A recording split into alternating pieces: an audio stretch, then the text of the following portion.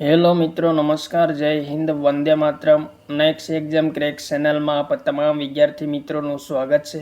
મિત્રો, આજના વિડીયોમાં 31 ઓગસ્ટ 2025ના કરંટ અફેર્સને લગતા મહત્વપૂર્ણ પ્રશ્નો કવર કરવામાં આવ્યા છે, જે રાજ્ય તેમજ કેન્દ્ર લેવલની તમામ સ્પર્ધાત્મક પરીક્ષા માટે અત્યંત ઉપયોગી સાબિત થશે.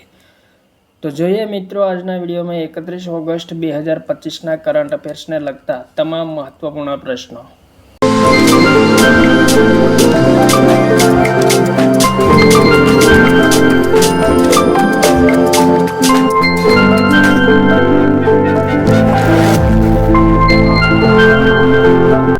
પ્રશ્ન નંબર 1. તાજેતરમાં કયા રાજ્યના મુખ્યમંત્રીએ કોલેજના વિદ્યાર્થીઓ માટે યુ સ્પેશિયલ બસ સેવા શરૂ કરી છે?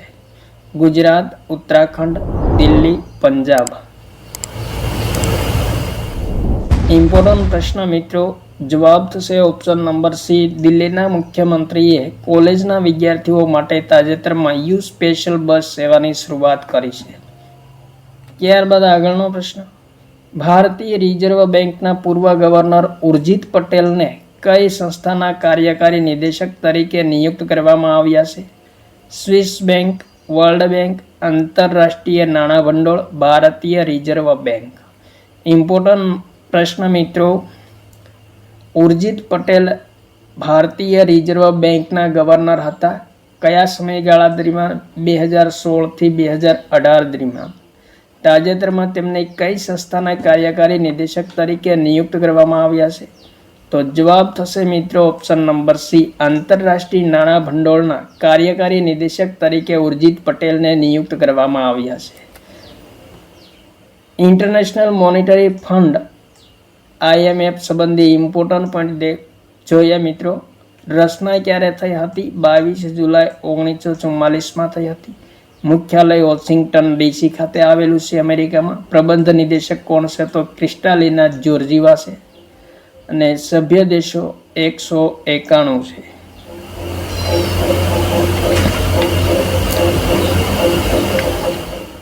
પ્રથમ ઉપ પ્રબંધ નિદેશક કોણ બન્યા છે? તો ગીતા ગોપીનાથ બન્યા છે.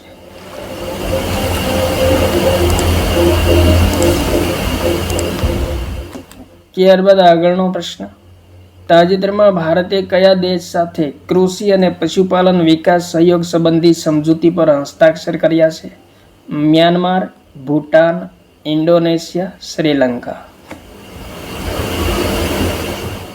તો જવાબ થશે મિત્રો ઓપ્શન નંબર 2. ભૂટાન સાથે તાજેતરમાં ભારતે કૃષિ વિકાસ અને પશુધન વિકાસ સંબંધી MOU પર હસ્તાક્ષર કર્યા છે. ત્યારબાદ મિત્રો પ્રશ્ન નંબર 4. તાજેતરમાં અમદાવાદમાં આયોજિત કોમનવેલ્થ ચેમ્પિયનશિપમાં અજય બાબુ બલ્લુરી અને બેદવ્રત ભરાલીએ કયો મેડલ પ્રાપ્ત કર્યો છે? ગોલ્ડ, સિલ્વર, બ્રોન્ઝ, ઉપરોક્ત તમામ. તો જવાબ થશે મિત્રો option number A. Gold medal પ્રાપ્ત કર્યો છે અજય બાબુ બલ્લુરી અને બેદવ્રત ભરાલીએ. ત્યારબાદ આગળનો પ્રશ્ન, તાજેતરમાં પરમાણુ પરીક્ષણ નિષેધ આંતરરાષ્ટ્રીય દિવસ ક્યારે મનાવવામાં આવ્યો છે? ઇમ્પોર્ટન્ટ પ્રશ્ન મિત્રો.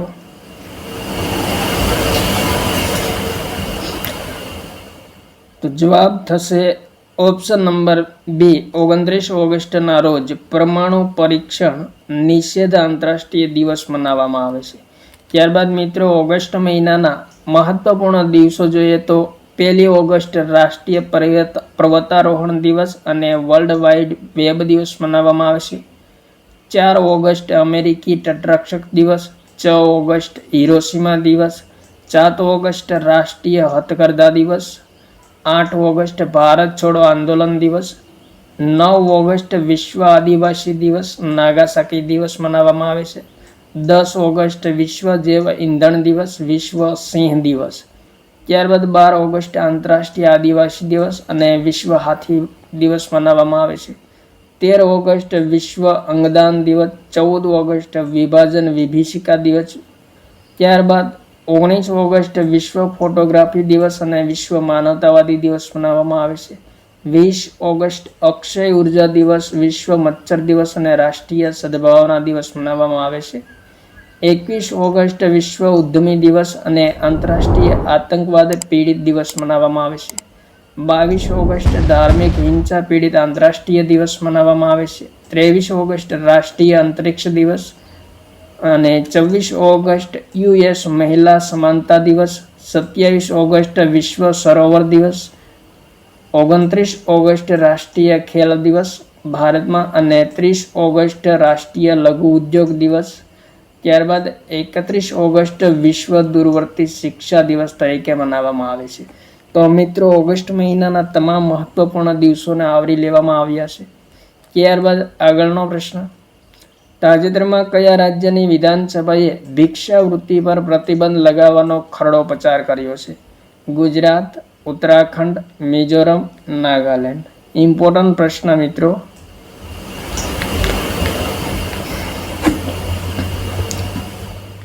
તો જવાબ થશે મિત્રો ઓપ્શન નંબર સી. મિઝોરમ રાજ્યની વિધાનસભાએ તાજેતરમાં ભિક્ષાવૃત્તિ પર પ્રતિબંધ લગાવનાર ખરડો પસાર કર્યો છે. ત્યારબાદ આગળનો પ્રશ્ન, તાજેતરમાં ભારતીય ક્રિકેટ કંટ્રોલ બોર્ડના કાર્યવાહક અધ્યક્ષ તરીકે કોને નિયુક્ત કરવામાં આવ્યા છે? રોજર બિન્ની, રાજીવ શુક્લા, સૌરવ ગાંગુલી, જય શાહ. ઇમ્પોર્ટન્ટ પ્રશ્ન.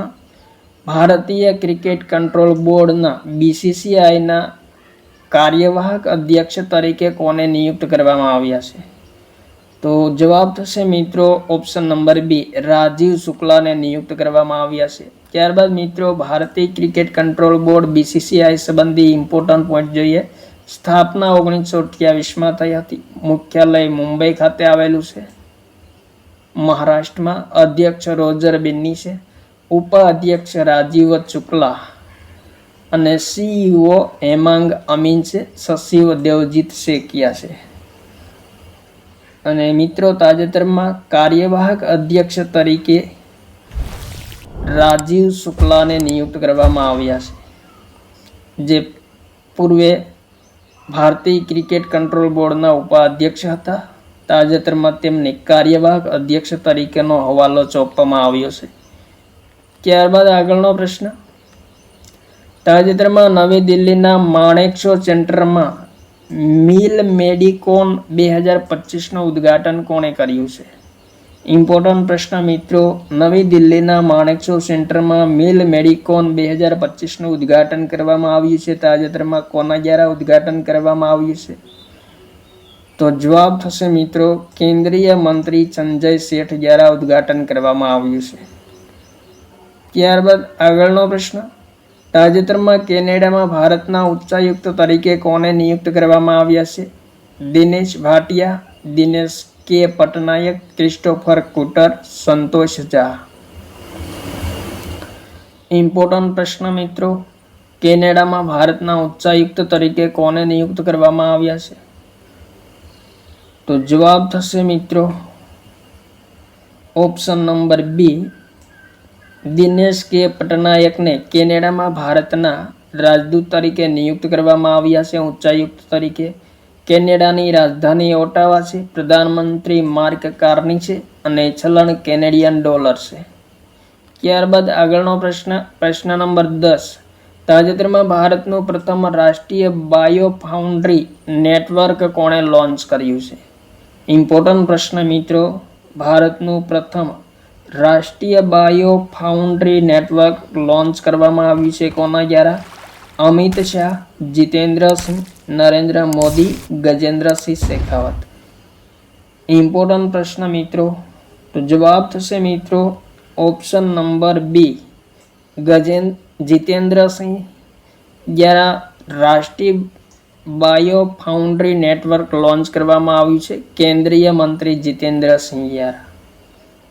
ત્યારબાદ પ્રશ્ન નંબર 11, તાજેતરમાં રોબોટિક કસ્ટમ લેઝર મોતિયાબિંદુ સર્જરી કરનાર ભારતની પ્રથમ સંસ્થા army hospital research and referral બની છે. તે કયા શહેરમાં આવેલી છે? અમદાવાદ, નવી દિલ્હી, મુંબઈ, ભોપાલ. તો જવાબ થશે મિત્રો પ્રશ્ન નંબર 11 નો ઓપ્શન નંબર બી, નવી દિલ્હીમાં આવેલી છે. Army hospital research centre referral, જેમાં તાજેતરમાં રોબોટિક કસ્ટમ લેઝર મોતિયાબિંદુ સર્જરી કરવામાં આવી છે ને ભારતની પ્રથમ અને દક્ષિણ એશિયાની બીજા નંબરની રોબોટિક લેઝર મોતિયાબિંદુ સર્જરી કરનાર હોસ્પિટલ બની છે army hospital research centre referral, નવી દિલ્હી. ત્યારબાદ મિત્રો ભારતમાં પ્રથમ સંબંધી 2025માં ભારતમાં પ્રથમ શરૂઆત સંબંધી મહત્વપૂર્ણ પોઈન્ટ જોઈએ તો આંતરરાષ્ટ્રીય અંતરિક્ષ સ્ટેશન પર પહોંચનાર પ્રથમમાં ભારતીય શુભાંશુ શુક્લા બન્યા છે. ભારતનો પ્રથમ એક્વા ટેક પાર્ક અસમ રાજ્યમાં સ્થાપિત કરવામાં આવ્યો છે. યોગ નીતિ લાગુ કરનાર પ્રથમ રાજ્ય ઉત્તરાખંડ રાજ્ય બન્યું છે. ભારતની પ્રથમ મહિલા ઈ વોટર વિભા દેવી બની છે. ભારતનું પ્રથમ પતંગિયા અભયારણ્ય કેરળ રાજ્યમાં સ્થાપિત કરવામાં આવ્યું છે. ત્યારબાદ મરઘા પાલનને કૃષિનો દરજ્જો આપનાર પ્રથમ રાજ્ય મહારાષ્ટ્ર રાજ્ય બન્યું છે. સમુદ્ર ક્ષેત્રની પ્રથમ ગેર બેન્કિંગ નાણાકીય કંપની કઈ બની છે તો ચાગરમાલા નાણાં નિગમ બની છે. માઉન્ટ એવરેસ્ટ પર ચઢાઈ કરનાર પ્રથમ CIHF મહિલા અધિકારી કોણ બન્યા છે તો ગીતા સમોદા બન્યા છે. ભારતની પ્રથમ ટ્રાન્સજેન્ડર સંચાલિત હોસ્પિટલ હૈદરાબાદમાં બની છે અને નૌસેનાની પ્રથમ મહિલા ફાઇટર પાયલોટ આસ્થા પુનિયા બની છે. ત્યારબાદ આગળનો પ્રશ્ન, તાજેતરમાં ગુજરાતમાં સેમિકન્ડક્ટર માટે outsource semiconductor assembly and test pilot પ્રોજેક્ટનું ઉદ્ઘાટન કોણે કર્યું છે? નરેન્દ્ર મોદી, ભૂપેન્દ્ર પટેલ, અશ્વિની વૈષ્ણવ, બી અને સી બંને. તો ગુજરાતના કરંટ અફેર્સનો ઇમ્પોર્ટન્ટ પ્રશ્ન મિત્રો સ્ટાર મારજો. જવાબ થશે પ્રશ્ન નંબર 12 ઓપ્શન નંબર ડી, બી અને સી બંને. ગુજરાતના મુખ્યમંત્રી ભૂપેન્દ્ર પટેલ અને કેન્દ્રીય મંત્રી અશ્વિની વૈષ્ણવ બંને દ્વારા સેમિકન્ડક્ટર માટે outsource semiconductor assembly and test pilot પ્રોજેક્ટનું ઉદ્ઘાટન કરવામાં આવ્યું છે.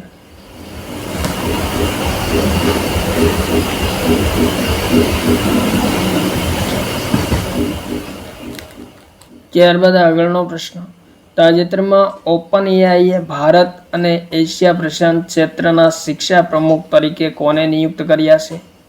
ઇમ્પોર્ટન્ટ પ્રશ્ન.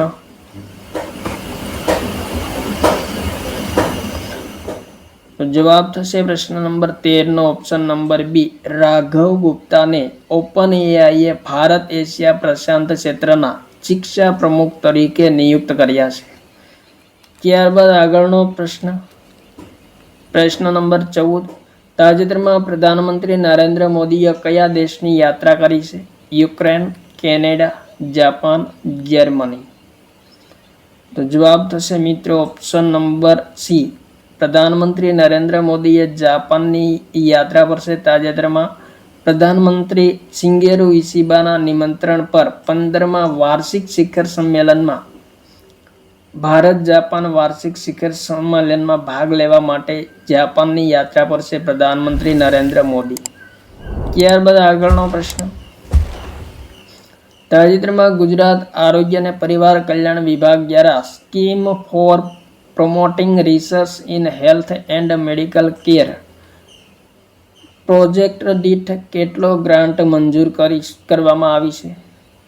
તો જવાબ થશે મિત્રો ઓપ્શન નંબર એ, પ્રોજેક્ટ દીઠ 10 લાખની ગ્રાન્ટ મંજૂર કરવામાં આવી છે. સ્ટાર મારજો, ઇમ્પોર્ટન્ટ પ્રશ્ન. ત્યારબાદ આગળનો પ્રશ્ન, તાજેતરમાં ભારત સાઉદી અરબ સંયુક્ત રક્ષા સહયોગ સમિતિની 7મી બેઠકનું આયોજન ક્યાં કરવામાં આવ્યું છે?